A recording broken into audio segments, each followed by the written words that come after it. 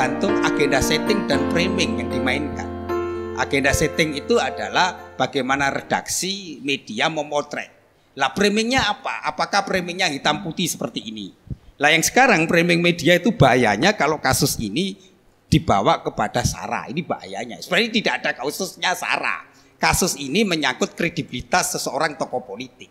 Apakah kredibilitas seseorang itu nantinya terbukti atau tidak? Ini problem orang melihat KPK. Sehingga KPK juga disorot oleh publik. Apakah KPK mampu mengungkap grand desainnya ataukah KPK hanya sampai kepada kasusnya pada Suni? Lah kalau hanya sampai Suni pasti publik tidak akan percaya sehingga publik berharap-harap cemas. Maka pertaruhan kredibilitas KPK juga masuk di sini. Lah, nasib Ahok bagaimana? Lah, ada dua kemungkinan. Kalau dia memang tanda kutip ada terbukti dalam hal artinya kebijakannya dan akhirnya pengaruh Suni yang penting, maka Suni menjadi orang yang sangat penting menentukan.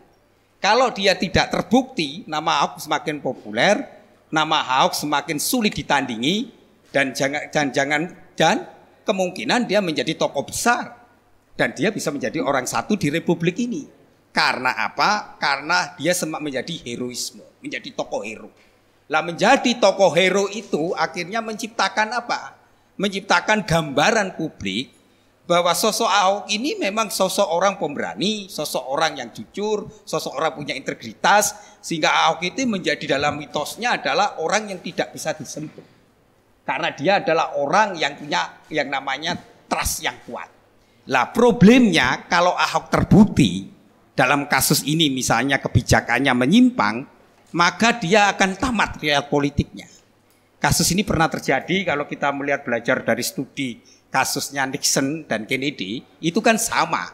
Mengapa Nixon kalah dengan Amerika? Karena ada kasusnya tentang rekam jejaknya. Sehingga kasus Nixon itu yaitu kasus dengan korupsi keluarganya yang menyangkut kredibilitas Nixon, akibatnya Nixon kalah dengan Kennedy, itu akibat terpaan pemberitaan media massa Amerika yang mengungkap masa lalunya begitu kelam sehingga yang dulu menjadi tokoh kredibel tidak menjadi kredibel. Jadi media ini bisa bermain dua. Dia seperti pisau analisa. Di satu sisi media bisa membesarkan seseorang menjadi tokoh, tetapi di satu sisi bisa dengan cepat menjatuhkan. Dan itulah media massa. Maka media massa dalam agenda setting dan framing itu cukup punya pengaruhnya. Lah, bahayanya di sini teman-teman. Kalau framingnya itu tidak pas, membingkainya, maka kasus ini menjadi liar. Maka framingnya sebenarnya sekarang harus dilihat, diletakkan kasus ini tidak ada kaitannya dengan SARA. Kasus ini adalah murni apakah kebijakan itu menguntungkan pihak-pihak tertentu atau kebijakan itu memang tidak menyalahi aturan. Lah inilah akhirnya publik yang bisa menilai dan disinilah otoritas KPK untuk menentukannya. Maka jangan masukkan ini ke dalam ranah politik tapi ranah hukum pertama.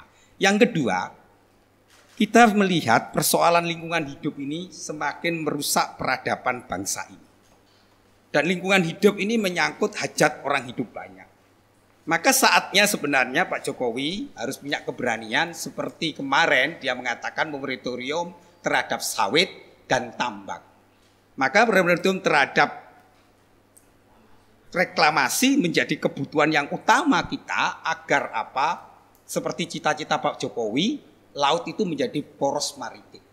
Kalau laut menjadi poros maritim, maka harus dibangun tata peradaban baru, yaitu tentang laut menjadi pusat kebudayaan. Maka membangun budaya maritim agak aneh. Kalau pantai-pantai kita hanya ditumpuki oleh tanah-tanah, kemudian menjadi rumah-rumah, dan kemudian tidak lagi melihat laut sebagai kekuatan menjadi polos ekonomi. Yang kedua persoalan etik. Etik itu menyangkut pantas dan layak. Maka dalam etika selalu menyangkut interest kepentingannya.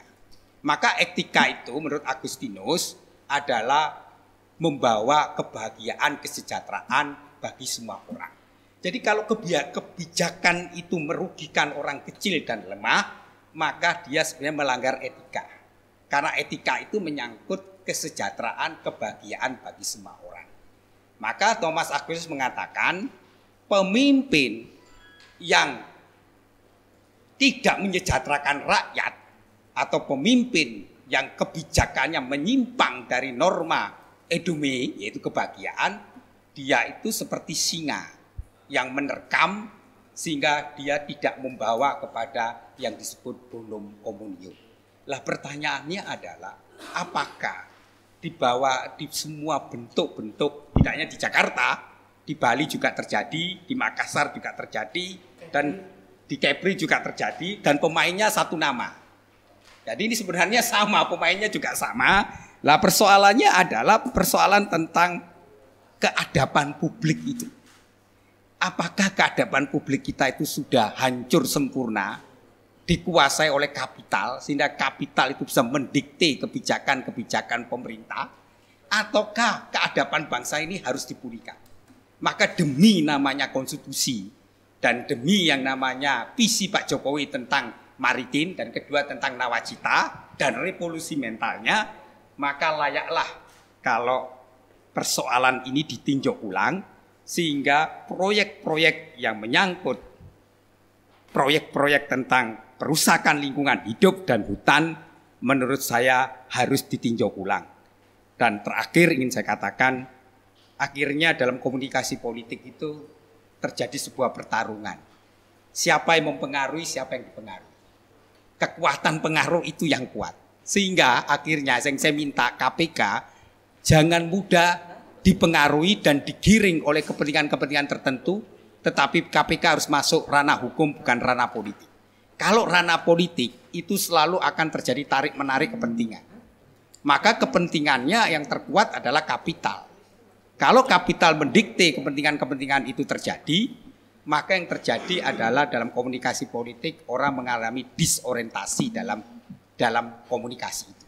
Maka message-nya dalam komunikasi politik, pesan yang jelas adalah bahwa persoalan ini sebenarnya murni, yaitu persoalan tentang kebijakan. Dalam agenda kebijakan publik kebijakan publik itu selalu menyangkut bonum communio untuk kesejahteraan umum. Kedua, kebijakan publik itu harus menyangkut dimensi, yaitu pertama melindungi si kecil dan si lemah, dan yang kedua harus ada prinsip solidaritas kesetiakawanan, dan ketiga harus prinsip solidaritas bahwa yang lemah harus dilindungi, dan kebijakan publik selalu harusnya mendapatkan yang namanya respon dari namanya masyarakat. Maka masyarakat selalu harus dilibatkan dalam menyusun. Lah persoalan ketika menyusun kebijakan publik itu, apakah itu terjadi? Nelayan dilibatkan, masyarakat dilibatkan, media dilibatkan, sehingga terjadi yang namanya sebuah hearing yang harusnya diputuskan berdasarkan asas manfaat. Di negara-negara maju, ketika membuat kebijakan publik waktunya lama, bahkan 2-3 tahun sampai 5 tahun, karena mereka proses hearing yang kuat, karena mereka menyangkut tentang apakah orang-orang yang kecil itu dilindungi atau tidak. Itu banyak sekali. Sehingga tapi di sini kebijakan publik itu adalah proyek. Ini yang bahayanya. Maka demi yang namanya kepantasan, etika itu menyangkut kepantasan, etika itu menyangkut dalam Immanuel Kant keharusan, perintah imperatif yang baik harus dilakukan, yang jahat dihindarkan, karena itu sudah melanggar banyak persoalan. Secara etika ada masalah, secara lingkungan ada masalah, ada grand korupsi yang dikatakan oleh KPK, maka lebih baik Pak Jokowi mengadakan sebuah moratorium sehingga semua proyek reklamasi di Indonesia dihentikan untuk sementara, kemudian harus ada konsultasi publik dan kita harus menata kembali keadaban alam kita. Kalau tidak, akhirnya alam menjadi hancur dengan sempurna. Yang terakhir ingin saya katakan para Bapak Ibu dan Saudara sekalian, dalam politik terjadi itu selalu pertarungan. Nah sekarang pertarungannya ini menyangkut gajah lawan gajah. Karena ini menyangkut mafia, dan mafia itu di backup oleh kekuatan baik kapital politik dan kekuatan yang kalau Cok katakan adalah kekuatan baju khusus. Lah dalam menyangkut ini hati-hati memang. Karena ini menyangkut sebuah persoalan besar, maka yang harusnya kita kembali kepada publik yang harusnya diutamakan, bukan kepada hal-hal yang sifatnya aksesori. Terima kasih. Ya, terima kasih Romo Beni yang sudah mengaitkan tadi bahwa sebenarnya yang saya lihat dari Romo Beni adalah persoalan reklamasi Jakarta ini adalah persoalan hukum terkait kebijakan yang dipertanyakan. Mungkin ada korupsi, mungkin ada kesalahan kebijakan, bukan persoalan politik, sosial, apalagi persoalan SARA. Kita masuk ke sesi kedua untuk diskusi kita, tanya jawab dari audiens. Saya batasi 3 pertanyaan yang singkat saja supaya kita lebih enak. Monggo Mas. Terkait dengan proyek reklamasi, personally saya berharap ini bisa berlanjut. Ini sebuah investasi senilai 150 triliun. Di tengah kesulitan ekonomi negara kita saat ini something berarti untuk menggerakkan ekonomi kita. Meskipun saya setuju dengan beberapa pembicara bahwa ini proyek ada problem. Walaupun secara tendensius dijudge sedemikian rupa sehingga seolah-olah ini sesuatu yang hancur dan Ahok yang bertanggung jawab. Ini misleading menurut saya. Yang pertama disebut ini cacat hukum ya. Acuan yang dipakai oleh Mas Karim. Mas Khalid. Oh mohon maaf. Mas Khalid tentang Perpres 52 itu udah dicabut ya. Dengan diberlakukannya Perpres nomor 54 2008 itu yang namanya Kepres nomor 52 tahun 95 itu dinyatakan tidak berlaku. Pun kalau peraturan presiden atau Kepres saya lupa itu di take out, itu juga masih punya problem tentang pengaturan, yaitu khususnya di situ disebutkan daerah khusus. Nah, ini memang satu lubang yang Pemprov DKI bisa mendapatkan problem hukum secara serius. Walaupun sebetulnya pemerintah kabupaten, pemerintah provinsi itu mendapat kewenangan sebetulnya. Mendapatkan kewenangan untuk memberikan izin reklamasi. Kalau kita baca hati-hati ya tentang Perpres 54 2008 itu ada. Hanya ketika wilayah itu disebut wilayah khusus, maka kewenangan itu ada dalam tangan pemerintah. Dan pemerintah di sini adalah kementerian yang menangani masalah kelautan dan perikanan. Nah, tapi khusus itu di mana? Itu tidak secara spesifik, tidak secara eksplisit. Itu disebut perairan Jakarta apa? No, tidak. Nah, di situ ada debatable. Nah, tapi yang lebih serius adalah tentang norma-norma dari reklamasi itu sendiri. Ini memang betul. Karena dalam peraturan-peraturan zonasi itu ada yang disebut zona budidaya, zona konservasi. Nah, ini norma-norma ini sepertinya tidak diberlakukan. Sehingga saya nggak tahu yang pulau yang dekat Pantai Indah Kapuk itu sedemikian dekat jaraknya dari Taman Marga Satwa ya, Suaka Marga Satwa. Suaka Marga Satwa Muara Angke, yaitu ada kira-kira 25 hektar lahan hutan mangrove yang dinyatakan sebagai daerah konservasi. Dan kalau menurut ketentuan norma yang ada dalam Perpres maupun undang-undang tentang kelautan,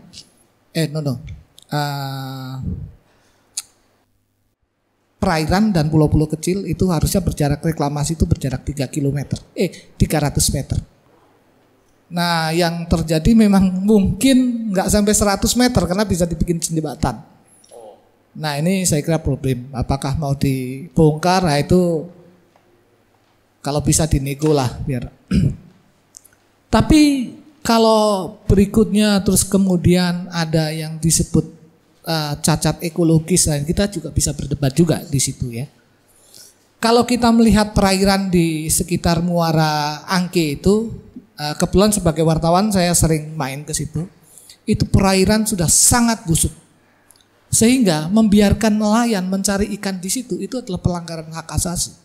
Mestinya nelayan sudah bisa direlokasi atau diberikan infrastruktur peralatan untuk tidak ke sana. Itu sebagai fishing ground luar biasa. Di perairan itu yang mengapung ada sofa, ada kapuk, ada kasur, ada segala macam. Kapal motor kalau jalan itu sebentar-sebentar harus berhenti karena harus menghilangkan plastik-plastik dari rotornya. kondisi objektif. Jadi kalau dianggap itu melanggar hak nelayan, dan sebagian nelayan di sana itu juga berlayarnya keluar.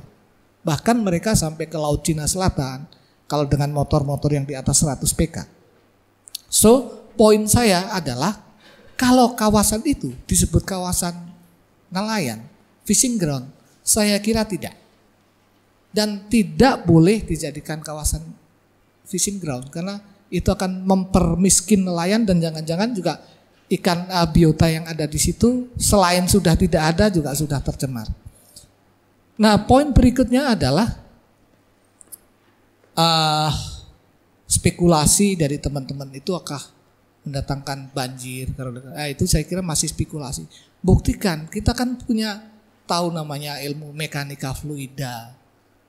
Buktikan saja bahwa itu jangan berspekulasi lah tanpa hitung-hitungan yang eksak. Ini soal eksak, soal yang bisa dikonstruksikan menjadi sebuah pertanyaan-pertanyaan matematik. Gitu. Jadi cacat ekologis itu jangan dipandang sebagai hitam putih, poin saya, karena itu sebuah ekosistem yang sudah rusak. Satu, ketika saya terakhir beberapa bulan yang lalu ada adaptasi yang luar biasa di situ, yaitu burung-burung camar yang hidup di kawasan itu. Mereka sudah tidak pandai mencari ikan. Mereka makan dari belatung-belatung yang ada di sampah. So, mau dipertahankan ekologi yang semacam itu, mending dibikin ekologi buatan baru, tapi yang lebih sehat. Dan berikutnya cacat sosial juga saya kira itu ya. Jadi kalau itu harus dikonservasi sebagai daerah nelayan, enggak lah ya. Mungkin lebih bagus kayak di Raffles City di Singapura, ditata bagus, punya nilai ekonomi yang lebih tinggi dan nelayan diberdayakan. Intinya di situ. Yang berikutnya ada cacat apa lagi terakhir? Cacat hukum.